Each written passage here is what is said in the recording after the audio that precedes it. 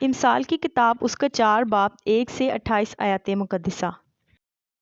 اے میرے بیٹو، باپ کی تربیت پر کان لگاؤ اور فہم حاصل کرنے کے لیے توجہ کرو، کیونکہ میں تم کو اچھی تلقین کرتا ہوں۔ تم میری تعلیم کو ترک نہ کرنا، کیونکہ میں بھی اپنے باپ کا بیٹا تھا اور اپنی ماں کی نگاہ میں نازک اور اکیلا لاڈلا۔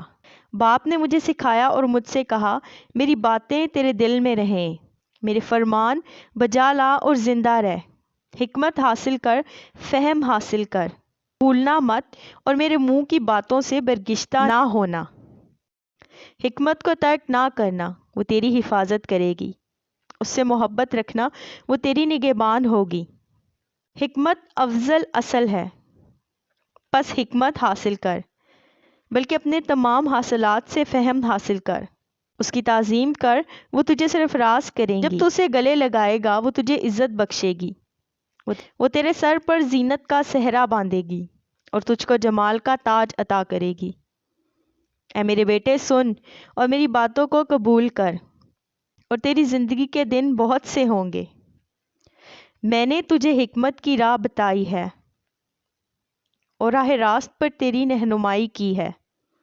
جب تو چلے گا، تیرے قدم کوتاہ نہ ہوں گے، اور اگر تو دوڑے تو تو ٹھوکر نہ کھائے گا۔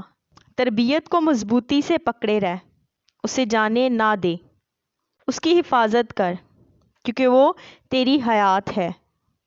شریروں کے راستہ میں نہ جانا اور برے آدمیوں کی راہ میں نہ چلنا۔ اس سے بچنا، اس کے پاس سے نہ گزرنا، اس سے مڑ کر آگے بڑھ جانا، کیونکہ وہ جب تک برائی نہ کر لیں سوتے نہیں، اور جب تک کسی کو گرا نہ دیں ان کی نیند جاتی رہتی ہے، کیونکہ وہ شرارت کی روٹی کھاتے اور ظلم کی مے پیتے ہیں۔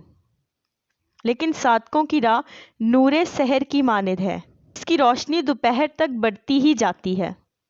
شریروں کی راہ تاریکی کی مانند ہے، وہ نہیں جانتے کہ کن چیزوں سے ان کو ٹھوکر لگتی ہے۔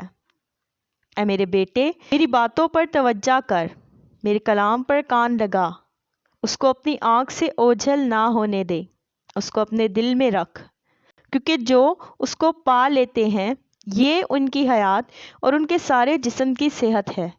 اپنے دل کی خوب حفاظت کر، کیونکہ زندگی کا سرچشمہ وہی ہے۔ کنج گو منہ تجھ سے الگ رہے، دروغ گو لب تجھ سے دور ہوں۔ تیری آنکھیں سامنے ہی نظر کریں اور تیری پلکیں سیدھی رہیں۔ اپنے پاؤں کے رستہ کو ہموار بنا اور تیری سب راہیں قائم رہیں۔